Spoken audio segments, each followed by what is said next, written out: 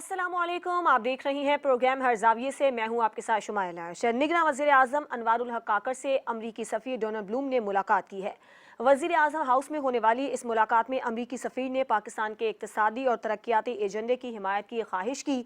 साथ ही साथ निगरान वज़ीर आज़म का इस मौके पर यह कहना था कि पाकिस्तान और अमरीका के दरमियान देरीना और दोस्ताना ताल्लुकात हैं। निगरान वज़ीर आज़म ने मज़ीद कहा कि निगरान हुकूमत की बुनियादी जिम्मेदारी है कि इंतखाबी अमल में इलेक्शन कमीशन की मदद करे।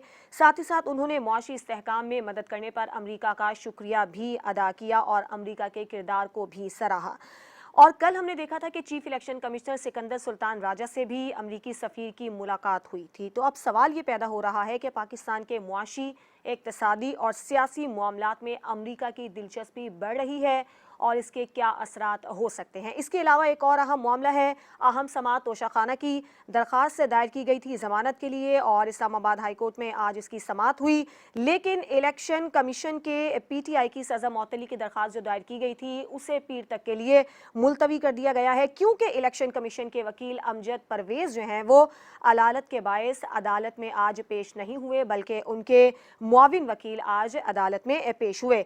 जस्टिस आमिर फारूक ने समाअत के दौरान ये रिमार्क्स दिए कि जो ट्रायल कोर्ट ने किया वो गलत किया, लेकिन हम ऐसा नहीं करेंगे। बहरहाल इलेक्शन कमीशन के वकील अमजद परवेज़ की इल्तवा की दरख्वास्त मंजूर कर ली गई और समाअत को पीर तक के लिए मुलतवी कर दिया गया है। तो क्या चेयरमैन PTI का जो ये केस है, क्या ये तूल पकड़ रहा है, इस पर हम बात करेंगे। साथ ही साथ IMF की शराइत पूरी करते करते आवाम की कमर टूट गई है। अब IMF ने गैस सेक्टर के गर्दिशी कर्ज से मुतालिक शराइत पर सख्ती से अमल दरामद का मुतालिबा कर दिया है। निगरान वज़ीर ख़जाना और IMF हुक्काम के दरमियान वर्चुअल मीटिंग भी हुई और ज़राए ने यह बताया है कि IMF हुक्काम को ये यकीन दहानी करवाई गई है कि पावर सेक्टर गर्दिशी कर्जा का ख़त्म करने के लिए या कम करने के लिए जो सब्सिडी है उसे ख़त्म किया जा रहा है। तो क्या आवाम को कुछ रिलीफ मिलेगा या निगरान हुकूमत आवाम को कुछ रिलीफ देने में कामयाब होगी, या महंगाई का जिन जो बोतल से बाहर आ चुका है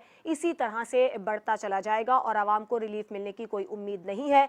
इस सूरत हाल पर भी हम अपने प्रोग्राम में आज नजर डालेंगे। अपने मेहमानों से मैं आपका तारुफ करवा देती हूँ। Kashif Rafiq, bureau chief Islamabad, Munawwar Bhatt, bureau chief Lahore और इम्तियाज़ खान फरहान साहब, ब्यूरो चीफ कराची हमारे साथ मौजूद हैं। सबसे पहले काशिफ, आपसे ये सवाल है, कल हमने देखा कि अमरीकी सफ़ीर की चीफ इलेक्शन कमिश्नर से मुलाकात हुई, आज निगरान वज़ीर आज़म से उनकी मुलाकात हुई है। तो क्या मुआशी, इक़्तिसादी और सियासी मामलात में अमरीका की दिलचस्पी बढ़ रही है? बिस्मिल्लाहिर्रहमानिर्रहीम। शुमाइला, अमरीका की दिलचस्पी पाकिस्तान के मुआशी, सियासी, अस्करी, दिफाई किसी मामलात में दिलचस्पी कभी कम रही ही नहीं। इनफैक्ट वो तो कमांड करने की पोजीशन में रहे हैं। ये पहली दफ़ा ऐसा हुआ है कि पाकिस्तान की जो तमाम सियासी लीडरशिप है, एक्सक्लूडिंग तहरीक इंसाफ की लीडरशिप, तमाम सियासी लीडरशिप बाशमूल अस्करी लीडरशिप इस बात पे कन्विंस है कि हमने अपनी मईशत को बेहतर करने के लिए CPEC को हमने लेके चलना है। और उसमें अगर अमेरिका हमारे से नाराज़ होता है, कोई और नाराज़ होता है, हमें कोई परवाह नहीं है। CPEC पाकिस्तान की मईशत की शहरग है और हमने इसको कंक्लूड करना है और चाइना के साथ इसको लेके चलना है, क्योंकि CPEC का अहाता काफ़ी बड़ा हो गया। सऊदी अरेबिया बीच में आ गया, ईरान बीच में आ गया, उज़्बेकिस्तान, रशिया तक काम चला गया, अफगानिस्तान बीच में आ गया। तो इसलिए इसकी पाकिस्तान की स्ट्रेटेजिक पोजीशन की वजह से इसकी इकोनॉमी की पोजीशन बहुत अच्छी हो जाएगी CPEC की। अब जहां तक अमरीकी सफीर की तवातुर के साथ मुलाकातों की बात है, कल जब उन्होंने चीफ इलेक्शन कमिश्नर से मुलाकात की तो हमने उसके ऊपर भी गुफ्तगू की कि वो मुलाकातें कर रहे हैं। तो मेरे अहबाब का ये कहना था कि वो मुदाखलत है, लेकिन मैं उस वक्त भी ये बात कह रहा था कि हम चूंकि उनके साथ मुआशी तौर पर जुड़े हुए हैं, दिफाई तौर पर जुड़े हुए हैं, हम उनको रूल आउट नहीं कर सकते। आज अगर वो निगरान प्राइम मिनिस्टर अनवारुल हक काकर साहब से मिले हैं तो उसके पीछे जो भी बातें हुई होंगी, लेकिन जो मैं समझता हूं 1 पॉइंट एजेंडा होगा वो ये कि आप इलेक्शन को ड्यू टाइम पे विद कोर्स ऑफ एक्शन करवाइए और मैं ये समझता हूं कि इलेक्शन कमीशन ने उनको अपनी रिजर्वेशन, अपने मसाइल से भी आगाह किया होगा कि इलेक्शन क्यों नहीं हो पा रहे, उसमें पैसों का मसला है, कोई और मसला है, हल्का बंदियों का मसला, जो भी लॉजिक्स उन्होंने पेश की होंगी। तो मेरा ख्याल है कि वज़ीर आज़म साहब को उन्होंने कहा होगा कि आप जमहूरियत के तसलसल के हामी है, अमेरिका और पाकिस्तान के ताल्लुकात देरपा इसीलिए है कि जमहूरियत की हामी है, लिहाजा आप जमहूरियत के तसलसल को इंश्योर कीजिए और इलेक्शन को टाइम पे करवाइए। अब इलेक्शन टाइम पे होना किसको फायदा करता है, इलेक्शन टाइम पे ना हो तो किसको फायदा करता है, ये एक अलग डिबेट है।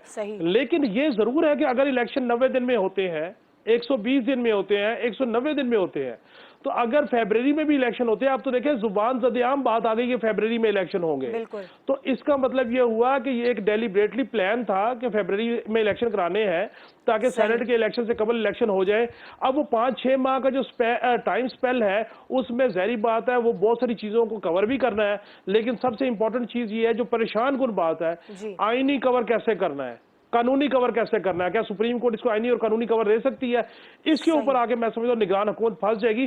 और निगरान हुकूमत तो कह रही है कि हमारा काम सिर्फ तसलसल जमहूरियत का है और इक़्तिदार की मुंतकिली, इसके अलावा हमारा कोई एम्बिशंस नहीं है। मैं समझता हूं इसी तनाजुर में अमरीकी सफीर की आज वज़ीर आज़म से मुलाकात हुई होगी। ठीक है, इम्तियाज साहब, आप अमरीका की इस दिलचस्पी को कैसे देखते हैं? बिस्मिल्लाहिर्रहमानिर्रहीम। देखिए, कल जिस मुलाकात पे हमने एतराज़ात किए थे, मुदाखलत किए थे, मुदाखलत की बात की थी, वो बिल्कुल सही है क्योंकि वो एक इदारा है, आइनी इदारा है, उसके सरबराह से इस तरह की मुलाकात बिल्कुल टोटल मुदाखलत है।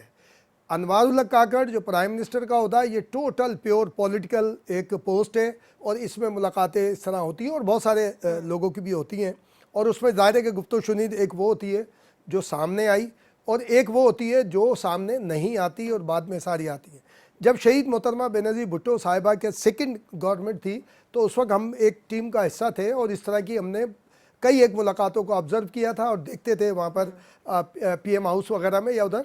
बाज़ औक़ात ऐसा होता है कि जो एजेंडा होता है वो नहीं होता, कि जहाँ जहाँ प्रेशराइज़ करके अपने मामलात मनवाने होते हैं तो बज़ाहिर बताया ये जाता है कि जो मार्केट में होती है चीज़ कि उस इशू पर मुलाकात की है, लेकिन अपना प्रेशर करके अपने मफाद की बातें वहाँ से लेने की कोशिश की जाती है कि फिर ये भी इम्प्रेशन दिया जाता है कि जनाब अगर ऐसा नहीं हुआ तो फिर ये भी हो सकता है, हम आगे बढ़ सकते हैं, हम पेशाई कर सकते हैं, सारी चीज़ें हो सकती हैं, सारे मामले। देखिए, अब उसमें एक सवाल ये बनता है कि एक इम्प्रेशन ये आ रहा है जो हमारे PTI के दोस्त हैं कि उन्होंने जो मुलाकात की, जो कल मुनव्वर भट्ट साहब ने भी जिक्र किया था कि उन्होंने जो मुलाकात की है यूरोपीय यूनियन से और अमेरिकन से, जो वहाँ पे इस वक्त बहुत लॉबिंग हो रही है, 2 से 3 फर्म काम कर रही हैं इस वक्त PTI की तरफ से। तो अब ये सवाल मेरा और आपका बनता है, नहीं मेरा तो बनता है कम से कम, मैं उस सवाल को करना चाहूँगा, तो ये क्या ये साइफर नहीं है, ये साइफर से आगे मामला नहीं है कि आप अगर समझें कि आपके खिलाफ कोई बात हुई है तो उसमें आप उधम मचा दें। अब ये जो सारी चीज़ें हो रही हैं जिसमें एक लॉबिंग करने की कोशिश की जा रही है जो आपके लोग कर रहे हैं, मैं नहीं मानता कि ये सफ़ीर जो इस तरह अपने अमेरिका के मफाद में ज़रूर सफ़ीर ने बात की होगी, जो कि वो लोग करते हैं, खाली जो आपके मुल्क का माहौल होता है उसके ऊपर प्रेशर बना के, सिर्फ अमेरिका नहीं शुमाइला, मैं कहता हूं जो आपके दोस्त ममालिक हैं वो भी, मैं चूंकि नाम लेंगे तो अच्छा नहीं है किसी मुल्क का, कई ममालिक के नाम लिए जा सकते हैं जो आपके बहुत ज़्यादा करीबी दोस्त होने के दावेदार हैं। वो जब आप मुश्किल में आते हैं वो मदद को खड़े ज़रूर होते हैं, लेकिन कंडीशंस उनकी अपनी होती है, उसके इवाज वो आपसे 1 रुपए की चीज़ 50 पैसे और 60 पैसे में ले लेते हैं। और शो भी ये होता है कि जनाब मुश्किल वक्त में आके खड़े हुए, तो यही सूरत हाल इस पर है कि मैं नहीं समझता कि ये सारी सूरत हाल ऐसी होगी कि जनाब फला के हक में निकले फला, लेकिन चूंकि एक जमात अब इसको कह रही है हमारे हक में और अब हमारे हक में सारी चीज़ें हो जाएंगी, तो ये ऐसा नहीं होता। और फिर बार बार एक इम्प्रेशन ये आता है कि अगर वक्त पे, यानी वक्त क्या है, वक्त वो है जो तय किया इलेक्शन कमीशन ने। अब इसमें देखें वो भी जस्टिस है, चीफ इलेक्शन कमिश्नर कोई ब्यूरोक्रेट नहीं है, वो भी जस्टिस है, उसने भी सर्व किया है और जुडिशरी को एक अरसे कई 2-2-2 दहाइयों को उन्होंने सर्व किया, तो उनके जहन में भी होगी, वो जवाब देंगे, उनकी जिम्मेदारी है। लेकिन जो एक इम्प्रेशन आता है ना कि अगर ऐसे इलेक्शन हुए तो जी ये तो दुनिया के सामने है कि फला जीतेगा, तो जनाब 2018 में नवाज शरीफ का हर जगह ढोल बज रहा था, नवाज शरीफ के इतने बड़े बड़े जलसे हो रहे थे कि लोग इमेज नहीं कर पा रहे थे। फिर जब वो अपनी बेटी के साथ आए, उन्होंने गिरफ्तारी दे दी, तो उसके बाद और ऊपर चला गया था सूरत हाल। हम तो ज़्यादा उन लोगों के साथ भी बैठते हैं, सब हमारे दोस्त जो कैलकुलेशन करते हैं, लेकिन क्या हुआ, आरटीएस बैठ गया, क्या हुआ वो जी जो क्या कहते हैं जी आरओ इलेक्शन हो गए, सारी चीज़ें हो गई। सही। तो ऐसा सब कुछ मुमकिन है जो बज़ाहिर ठीक है। नज़र आ रहा होता है ना, वो नहीं है। एक सिर्फ इस प्रोग्राम में एक और बात करूंगा अगेन, फिर मैंने पहले भी कहा कि लंदन में जो ये यूट्यूबर पाकिस्तानी कर रहे हैं, खुदा के लिए मत करें। अपने व्यूवर बढ़ाने के लिए, अपनी लाइक्स बढ़ाने के लिए पाकिस्तान को दाव पे नहीं लगाएं। ये जो बिल्कुल। सारे वहाँ निकल के आते हैं, जो इंडिपेंडेंस डे पे भी निकले और किसी के घर के सामने, चाहे वो किसी का घर हो, नवाज शरीफ या XYZ, ये जितने वहाँ जाके नारे लगा रहे हैं, जितने जाके नारे लगा रहे हैं, इन सब के आप यूट्यूब पे चले जाएं। इन सब सही। ने चैनल बना ठीक रखे है। हैं और बदतमीजियां करते सही हैं, है। पाकिस्तान को बदनाम करते हैं ठीक है। अपनी लाइकिंग बढ़ाने के लिए। कम बिल- अज कम बंद करना चाहिए। बिल्कुल बिल्कुल ठीक है। मुनव्वर साहब, आप इन मुलाकातों को कैसे देख रहे हैं? ये मैं समझता हूँ जी कि वो अपना असर और रसूख बढ़ाने के लिए इनकी ये मुलाकातें, लेकिन अनफॉर्चुनेटली ये उनके लिए अनफॉर्चुनेट चीज होगी कि इस टाइम पे मुल्क का सिस्टम इस तरह का चल रहा है कि शायद उनकी दाल नहीं गलेगी। पाकिस्तान की तारीख अगर आप उठा के देखें तो इसको दो हिस्सों में तकसीम किया जाए। एक वो जिसमें फौजी अदवार रहे, अयूब खान साहब रहे, जियाउल हक साहब रहे, मुशर्रफ साहब रहे। उन दिनों में पाकिस्तान जो है वो यूएस का चम रहा। जब यहाँ पे पॉलिटिकल गवर्नमेंट आई तो उस दौर में पाकिस्तान जो है वो रीजनल कंट्रीज के साथ उसके ताल्लुकात ज्यादा अच्छे रहे और यूनाइटेड स्टेट्स का वो चम नहीं रहा। तो शायद ये अभी चूंकि मुल्क का सूरत हाल इस तरह की है कि यूनाइटेड स्टेट्स जो है वो पाकिस्तान में असर और सूख अपना बढ़ाना चाह रहा, तो इसलिए उसने अपनी एक एफर्ट शुरू की है। तो मैं समझता हूँ कि ये अभी ये वाले मामला नहीं है। पाकिस्तान ने अमेरिका की खातर जितनी कुर्बानियां दी और जितना अपना नुकसान कराया, उसकी पाकिस्तान की तारीख में भी कोई मिसाल नहीं मिलेगी। तो अब शायद ये पहली दफा इस बात का हमारे जो मुख्तदर हल्के हैं उनको भी इस बात का एहसास हो चुका है कि अभी हमें रीजनल कंट्रीज के साथ अपने दोस्त जो है वो बनाने चाहिए और यहाँ पे रह के अपने मामला को बेहतर करना चाहिए। तो शायद ये यही वजह है कि वो अभी तक जो यूएस एम्बेसडर है उन्होंने प्राइम मिनिस्टर से तो मुलाकात कर ली, चीफ इलेक्शन कमिश्नर से भी कर ली, अभी तक आर्मी चीफ से नहीं की। सही। शायद वो उन्हें उस तरह की वो होप नहीं है, या उन्हें उधर से टाइम नहीं मिला, या वो समझते हैं कि भी आर्मी चीफ से मिलके उन्हें वो मकासद हासिल नहीं हो सकते, इसलिए वो उधर नहीं गए। लेकिन ये चीफ इलेक्शन कमिश्नर वाली जो मुलाकात है उसमें मैं बड़ा क्लियर हूँ, उन्होंने ये पाकिस्तान के अंदरूनी मामला में मुदाखलत की है। एम्बेसडर जो है वो उसका काम जो है वो इदारों से नहीं मिलना, उसका काम सियासतदानों से मिलना है, हुकूमती मशीनरी से मिलना है, हुकूमती नुमाइंदों से मिलना है। यहाँ पे इलेक्शन कमिश्नर वाले मामले में मैं बड़ा क्लियर हूँ, ये उनके ये मिलने का ये राइट नहीं था और मिलना भी नहीं चाहिए था। और प्राइम मिनिस्टर से जब मुलाकात हुई है तो उनको भी चाहिए था कि वो अपने तहफ़्फ़ुज़ात का इस बारे में इजहार कर देते। सही है, ठीक है। एक ब्रेक का वक्त हुआ है। ब्रेक के बाद जब हम वापस आएंगे तो तोशाखाना में चेयरमैन पीटीआई की सजा मअतली की दरखास्त पीर तक मुलतवी कर दी गई है क्योंकि इलेक्शन कमीशन के वकील अदालत के बायस आज अदालत में पेश नहीं हुए। तो क्या ये मामला तूल पकड़ रहा है, इस पर बात होगी एक ब्रेक के बाद।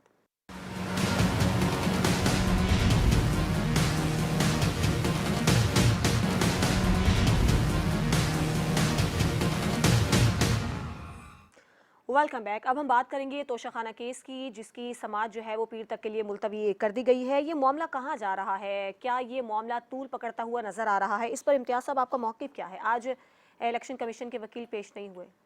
देखिए उनकी अमजद परवेज़ साहब की आ गई कि जी वो बीमार हैं, उनके जो माविन ने बात की और उन्होंने ये भी कहा कि हमने 8 महीने में पहली मरतबा हम एग्जम्पशन मांग रहे हैं कि भाई आगे जाना चाहिए। लेकिन देखिए अगेन वही फिर बात आ रही है जो ट्रायल कोर्ट वाली बात है, जो आज सरदार लतीफ़ खोसा साहब ने की, जो कोट अनकोट जो वहाँ के रिपोर्टर से हमें पता लगे, जो सामने आए, जो टिकर्स की सूरत में होते हैं या इंफॉर्मेशन की सूरत में, कि उन्होंने कहा जी 3 दिन बढ़ाएं, फिर वो 3 दिन जेल में रहेंगे, तो हम जो है फिर आप जो चाहें कर लें, हम नहीं आएंगे। यही ट्रायल कोर्ट के अंदर जो पीटीआई के चेयरमैन है उनके वकला का यही रवैया था। वो कोई बात उसकी मानने को तैयार नहीं थे जज की, उसको मलाइन करते थे, नारेबाजी किया करते थे।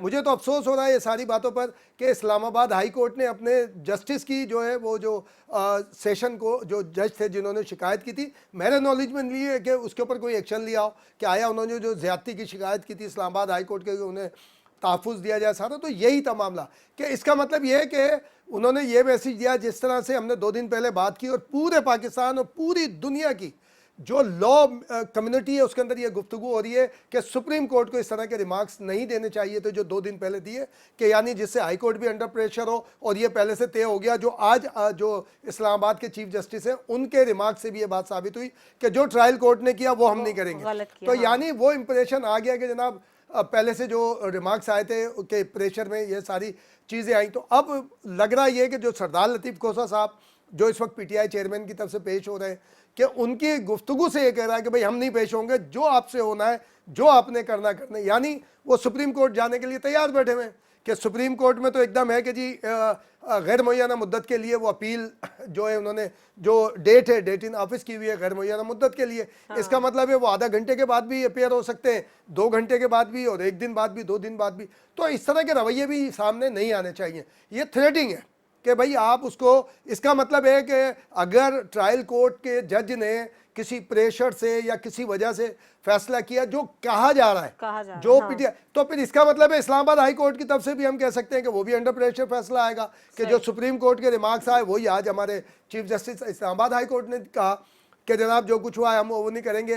फिर भी जो है मंडे तक ये बात गई है। देखिए हम कल भी हमने ये बात की थी, किसी के साथ ज्यादती नहीं होनी चाहिए। हम तीनों का ये मौक़िफ़ रहता है कि यानी कि कोर्ट ऑफ लॉ के ऊपर अमल करना चाहिए। इंप्रेशन ऐसा नहीं आना चाहिए जिससे लगे कि किसी की फेवर हो रही है, किसी की मुखालफत हो रही है, सारी चीजें आ रही हैं। देखिए ना, फिर अगेन ये बात होती है कि नवाज शरीफ को तो अपील का मौका भी नहीं दिया था जुडिशरी ने। वो बराह रास्त सुप्रीम कोर्ट ने फैसला किया, अपील की भी गुंजाइश नहीं। यहाँ तो 3 मरहले कि ट्रायल कोर्ट के बाद आ गया हाई कोर्ट के बाद सुप्रीम कोर्ट, सुप्रीम कोर्ट में फिर नजरसानी की अगर उनके अगेंस्ट जाता है तो फिर ये सारी चीज होंगी। तो ये ठीक है, होना चाहिए। लेकिन जिस तरह से हम डिस्कस हो रहा है, सारे फैसले, सारे जो कहते हैं ना कि जनाब जो दावेदार हैं हम समेत कि जनाब गरीब का कानून अलहदा, अमीर का कानून, वो अब भी साबित हो रहा है कि हजारों मुकदमात इस्लामाबाद हाई कोर्ट हो, ट्रायल कोर्ट हो, सुप्रीम कोर्ट हो, वो पड़े हुए सारे जो खुसूसी लोगों के हैं वो सुनवाई हो रही है, सुनवाई की जा रही है उसकी। ठीक है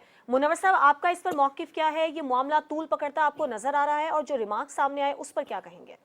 देखिए ये मामला तो अब मेरा ख्याल है अपनी एंडे की तरफ जा रहा। आज चेयरमैन पीटीआई की अहलिया बुशरा बीबी का एक खत भी जो है वो चीफ जस्टिस ऑफ पाकिस्तान को मिल गया, जिसमें उन्होंने बताया कि बड़ी मुश्किल से उनकी मुलाकात हुई थी, और जब वो मिली हैं तो उन्होंने देखा जी कि उनके खावत की जो है वो तबीयत पहले से खराब हुई है और उनका वेट भी कम हो रहा, और वो वहाँ पे मुश्किल हालात में वहाँ पे उनका हो रहा गुजारा।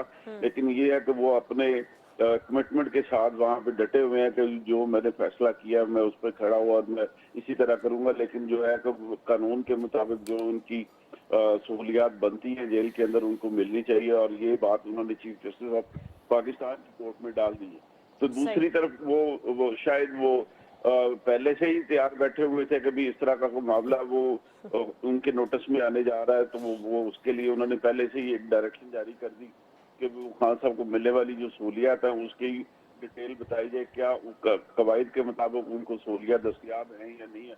तो उस उनकी क्यूरी के ऊपर जो है वो बुशरा बीबी की जो है एक चीज आ गई सामने के नहीं जी तो चेयरमैन साहब जो है वो बड़े मुश्किल हालात में है। तो ये जो बात की जाती थी अदलिया की तरफ से कि हम चेहरे नहीं केस देखते हैं, तो लगता है यहाँ पे केस नहीं देखा जा रहा, चेहरा देखा जा रहा है, और शायद वो एक दफा फिर गुड टू सी यू कहने के मूड में। ठीक है काशिफ, आप सजा मौतली के इस मरहले को कैसे देख रहे हैं?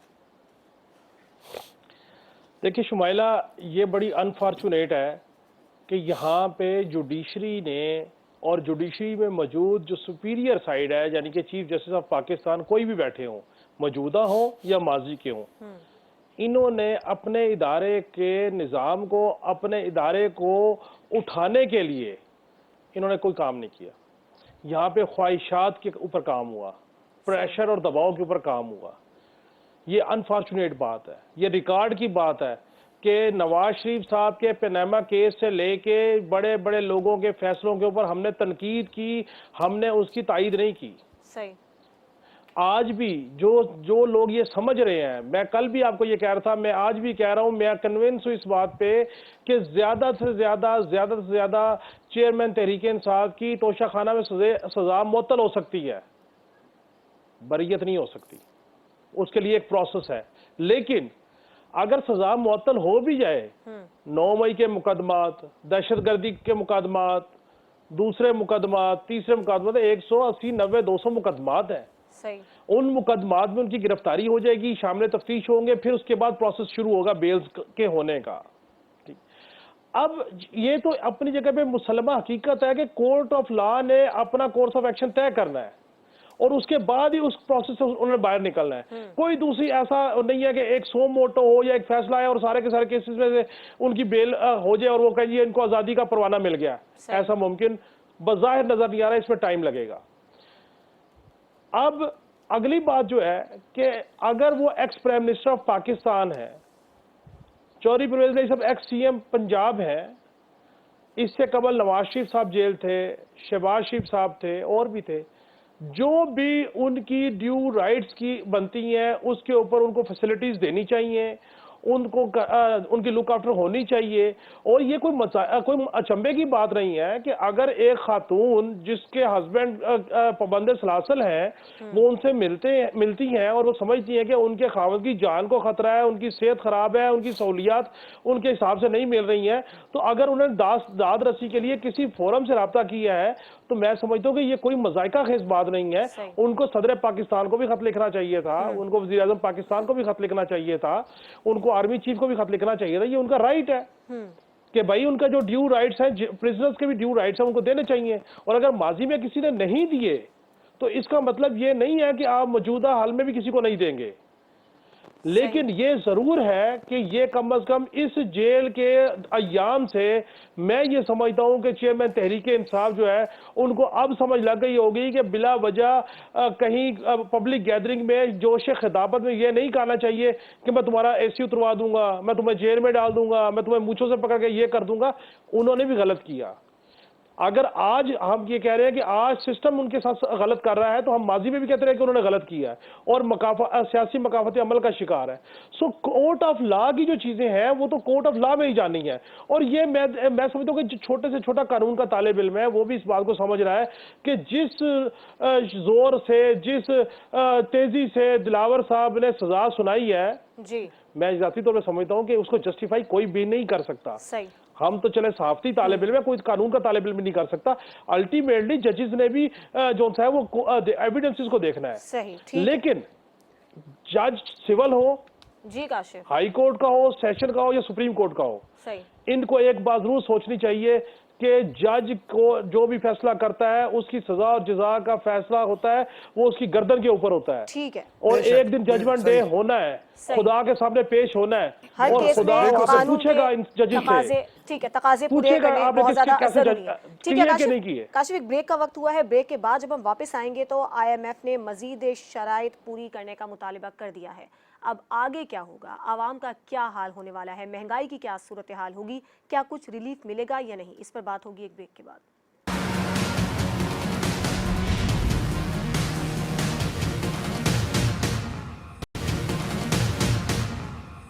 Welcome back. अब कुछ मईशत की बात कर लेंगे। IMF ने गैस सेक्टर गर्दिशी कर से मुतालिक शराइत पर अमल दरामद का मुतालिबा कर दिया है। आवाम को क्या कोई रिलीफ मिलने की उम्मीद है, इस निगरान हुकूमत में इसमें बात करेंगे मुनव्वर साहब से। मुनव्वर साहब, क्या मौक़िफ़ है आपका? आवाम को कुछ सहूलत मिलेगी या ऐसी ही सूरत हाल रहेगी जो आजकल महंगाई की है? जो IMF ने ये बात की है ये इसका भी मलबा जो है ना वो आवाम को ही उठाना पड़ेगा, क्योंकि जो हमारी अशराफिया है और जो हमारे ताकतवर हल्के हैं वो तो बिजली और गैस का बिल देना पसंद ही नहीं करते, और जो गर्दिशी करते हैं वो मेरे आपके घरों के मामला नहीं है। ये बड़े बड़े जो जिम्मेदार हैं, वो इंडस्ट्रियलिस्ट है, जो इदारे हैं हमारे, ये उनके मामला था, वो बिल देने के आदी नहीं है, तो उनका बोझ भी हमें उठाना पड़ता है। तो IMF ने एक चीज की निशानदेही की है कि ये गर्दिशी कर्जे कम करे और जो रिकवरी का सिलसिला वो ठीक करे और इसको पेंडिंग मजीद गर्दिशी कर्जे नहीं बढ़ने चाहिए। तो फिलहाल तो गर्दिशी कर्जे कम करने के लिए एक गैस की कीमतें जो घरेलू सार्फिन जो दूसरे कमर्शियल यूजर हैं उनके लिए तो कीमतें बढ़ गई हैं और कम बेश 100% ही बढ़ी हैं। तो इसका तो फिलहाल वो गर्दिशी कर्जों का तो मामला इस तरह हल कर लेंगे, लेकिन ये है कि पाकिस्तान की तारीख में जो इस वक्त जो महंगाई की सूरत हाल चल रही है, उसमें पहली दफा मैं कम से कम अपने कैरियर में अपने होश संभालने के बाद पहली दफा देख रहा हूँ कि कराची से लेकर खैबर तक हर जगह महंगाई ही का मातम किया जा रहा और लोग जो है वो खुदकुशियां करने पे मजबूर हो गए। पंजाब की तारीख में इससे पहले न कभी बहुत ज्यादा एहतजाज हुआ, न आगे मुझे कोई तवक्को नजर आती, लेकिन ये एक साहब है वो उन्होंने बिजली का बिल देखने के बाद जो वो खुदकुशी कर ली कि मेरे पास ये पैसे ही नहीं है कि मैं बिजली का बिल अदा कर सकूं। तो ये वाला बड़ा अफसोसनाक मामला हुआ। कराची में लोगों ने बिल देने से इनकार कर दिया और वहां पे एक एजुटेशन की सूरत बनी। तो अब ये निगरानों का काम है और निगरानों के जो निगरान है उनको भी चाहिए कि वो खुदा के नाम पे जो इस मुल्क की आवाम पे थोड़ा रहम करे और जो वो अगर किसी जगह पे कट लगाना नहीं है तो वो अपने जो इदारे हैं, जो इनके जो बड़े बड़े अफसरान हैं, उनके अखराजात पे कट लगाएं और उनको जो फिलहाल जो कई 100 और 1000 जो लीटर फ्यूल जो मुफ्त दिया जा रहा है वो उसके ऊपर कट लगाएं और कहें कि भी जिसने भी गाड़ी इस्तेमाल करनी वो अपनी जेब से पेट्रोल डलवाए, तो यकीनी तौर पे फिर थोड़ा बहुत जो है वो अवाम के ऊपर भी उसका असर पड़ेगा और लोग भी कहेंगे कि हमारे हुक्मरान जो है उन्होंने अब ये अपने ऊपर कट लगा दिया, चलो थोड़ी बहुत तकलीफ हम भी बर्दाश्त कर लेते। लेकिन ऐसा नहीं है कि अशराफिया जो वो अपने याशियां करती रहे और अवाम जो है वो ये इनके बोझ को बर्दाश्त करती रहे। अब अवाम के पास महंगाई ने इस कदर इनकी कुव्वत खरीद नहीं रहने दी कि वो मजीद बोझ बर्दाश्त करे। अभी यहाँ पे खुदकुशियां हो रही है, तो कल को कराची से या पेशावर से इस तरह के जो शहर जो यहाँ पे रिटेलिएशन होती है वहां पे रिटेलिएशन के इम्कान बढ़ जाएंगे। ठीक है, और जराइम में तो इजाफा फिर होगा ना। काशिफ, आपको भी ऐसा ही लग रहा है कि इसका बोझ भी गरीब आवाम के नातवा कंधों पर पड़ने वाला है? देखें, जिस वक्त IMF के साथ मुज़ाकरात किए गए, IMF के साथ जो है मामला तय किए गए, तो उसमें ये शराइत मौजूद थी कि पावर सेक्टर का जो गर्दिशी कर्जा है उसको मिनिमाइज किया जाएगा और ग्रेजुअली ख़त्म किया जाएगा। अब गर्दिशी कर्जा पैदा क्यों होता है? गर्दिशी कर्जा इसलिए पैदा होता है कि 50 रुपए की चीज़ लेके आप जब 30 रुपए की दे रहे हैं आवाम को, तो 20 रुपए या कर्जे की सूरत में हैंडल होंगे या गवर्नमेंट ऑफ पाकिस्तान उसको पे करेगी। अब जब गर्दिशी कर्जा ख़त्म करेंगे तो इसका मतलब कि 50 रुपए यूनिट जो है वो आवाम को 50 रुपए यूनिट पे ही देना पड़ेगा और आवाम 50 रुपए का 50 रुपए यूनिट पे करेगी। यहाँ जुल्म ये है कि वापडा अपने मामला चलाने के लिए बिल जो है वो हंच के ऊपर डाल रही है। बिल की बस जो जिसको जैसे दिल किया वो डाल लिया। अब आप देखें कि अभी तो गर्मी है, जब सर्दियां आएंगी और कहेंगे कि गैस के गर्दिशी कर्जे खत्म करने हैं तो गैस के बिल जो है वो आवाम को खाना शुरू कर देंगे और बिजली का कंजम्पशन हमारे लिए सर्दियों में कम हो जाएगा। सो असल इशू है पॉलिसी का, असल इशू है वसाइल का, असल इशू है हमारे मसाइल का। जब तक आप मसाइल का अहाता नहीं करेंगे, उसके मुताबिक वसाइल जनरेट नहीं करेंगे, उस वक्त तक चीजें आगे चल नहीं पाएंगी। अच्छा, अब ये चल क्यों नहीं पाती? मैं सिर्फ एक चीज आपको बताऊं, टर्की, रशिया, चाइना, ये 3 कंट्रीज, इनको आप सिर्फ एनालिसिस कीजिए। इन 3 ममालिक ने क्राइसिस से अपने आप को एक माशी कुव्वत बनाया, दफाई कुव्वत बनाया और उसके पीछे सिर्फ मुझे जो एक चीज कॉमन लगती है वो ये थी कि लीडरशिप जो है वो पैशनेटिव थी, डिटरमिन थी अपने मामले में और कंटिन्यूटी ऑफ पॉलिसी थी, कंटिन्यूटी ऑफ लीडरशिप थी। यहाँ पे तो प्रॉब्लम ये है कि 3 साल के बाद कोई आ जाता है, 2 साल के बाद कोई आ जाता है, फिर 2 साल के बाद कोई और आ जाता है। जब तक कंटिन्यूटी ऑफ पॉलिसी नहीं होगी, कंटिन्यूटी ऑफ लीडरशिप नहीं होगी, उस वक्त तक आपके मसाइल का हल नहीं होगा। आप जो मर्जी हरबे लगा लें, जो मर्जी आप फार्मूले लगा लें। और दूसरी बात, तमाम सियासी लीडरशिप को बिठाएं, बिठा के कहें खुदा का वास्ता इस अवाम के रिलीफ की बात करें और डरे उस वक्त से जब ये अवाम रोडों पे निकल आए और बड़ी बड़ी गाड़ियों से लोगों को उतार के कहे कि हमारे बच्चे भूखे मर रहे हैं और आप 50 हज़ार की यहाँ पे बैठ के खाने खा रहे हैं, आपके घर में 10 गाड़ियां खड़ी हुई हैं। श्रीलंका में भी यही मामला हुआ था। ये हम ऐसा मुल्क में अल्लाह ना करे हो, लेकिन कैसे चलेगा जब अवाम के पास 25-25 हज़ार का बिल आएगा, उसकी 20 हज़ार तनख्वाह होगी, वो बच्चे पालेगा, बिजली का बिल देगा, क्या करेगा? सो अवाम को आप रिलीफ नहीं देंगे तो ये इतना बड़ा एक मोबिलाइजेशन शुरू हो जाएगी, इतनी बड़ी एक प्रॉब्लम क्रिएट हो जाएगी शुरू कि यहाँ पे फिर कोई रोकने वाला नहीं होगा, क्योंकि जब खाने को रोटी नहीं होती तो फिर हर चीज जायज हो जाती है। सो मैं ये समझता हूँ कि यहाँ पे continuity of policy, continuity of leadership, ये दो चीजें जब तक पाकिस्तान में मुयस्सर नहीं होंगी कोई फार्मूला कारगर साबित नहीं होगा। निगरान बेचारे क्या करें, टेक्नोक्रेट सारे बैठे हुए हैं। हाँ। इनकी तरफ से बिजली 100 रुपए यूनिट की बिके, इनकी तरफ से गैस 500 रुपए की बिके, इनका क्या लेना देना। ये कहेंगे जी ये हमने इलेक्शन करवा दिए, ये जी हम जा रहे हैं घर, ना हमारी कॉन्स्टिट्यूएंसी, ना हमारी आवाम, ना हमारा डेरा, ना हमने इलेक्शन लड़ना, हमें कौन पकड़े और कौन बात करे। जो आने वाले हैं वो कहेंगे जी हम क्या करें, निगरान ये कर गए। सो अवाम को 35 साल से जो ये आने और जाने वालों के ऊपर इल्जाम तराशी का फार्मूला लगाया हुआ है ना सबने मिलके, ये फार्मूले का एंड हो गया है और आप भी इसको एंड समझ के इसकी कोई सॉलिड पॉलिसी बनाइए। सही है इम्तियाज साहब, बात तो बिल्कुल ठीक है कि कुछ बोझ मुक्तदर हल्के खुद भी उठा लें कि सारा आवाम पर ही डालना है, आवाम से ही वसूल करना है।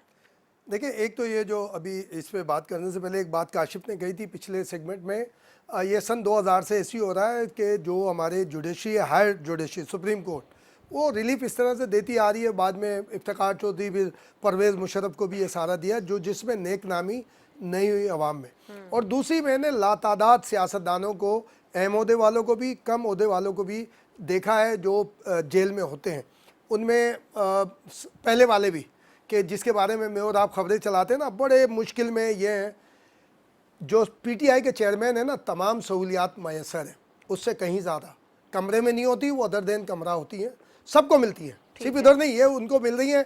वो जब अदालत में पेश होंगे, जब ये ज़मानत का मामला आएगा या दूसरा होगा, तो आप उनकी बॉडी देख के समझ जाएंगे कि कोई इस तरह की परेशानी नहीं है जिस तरह से बुशरा बीबी साहिबा ने ख़त लिखा है। और बुशरा बीबी की मुलाकात अभी नहीं हुई है। ये जो अभी भट्ट साहब एक बात फरमा रहे थे, बिल्कुल वो उसका हिस्सा है कि चीफ जस्टिस ऑफ पाकिस्तान को ख़त लिखने का मकसद यही, जो इस्लामाबाद हाई कोर्ट से मामला आगे आएगा वो उसका एक हिस्सा है, ताकि उस बुनियाद के ऊपर इनिशिएटिव, सहूलियात सारी मैसर है। कोई ब्यूरोक्रेट, कोई ये जो फोर्स का बंदा है, प्रिजनर्स खासतौर पे जेल हुकाम, कभी भी रिस्क नहीं लेते अदर देन ये सहूलियात सबको मैसर होती है। और आवाम की सहूलियात का क्या? आवाम की सहूलियत जो IMF वाली बात कर रहे हैं, काशिफ ने बिल्कुल सही बात की है कि जब तक कंटिन्यूटी नहीं होगी पॉलिसी में, अब ये जो हमारा जो एक बना है कि स्पेशल फैसिलिटेटिव काउंसिल बनी है, इसको अल्लाह करे उस तरह एपेक्स कमेटी में हमारे आर्मी चीफ भी शामिल हैं, उनको अब इसके ऊपर और तेज़ी से अमल करना चाहिए। फिर एक जो ग्रीन रेवोल्यूशन वाले हवाले से बात की है उसके ऊपर होना चाहिए, क्योंकि ये लोकल मामलात होंगे।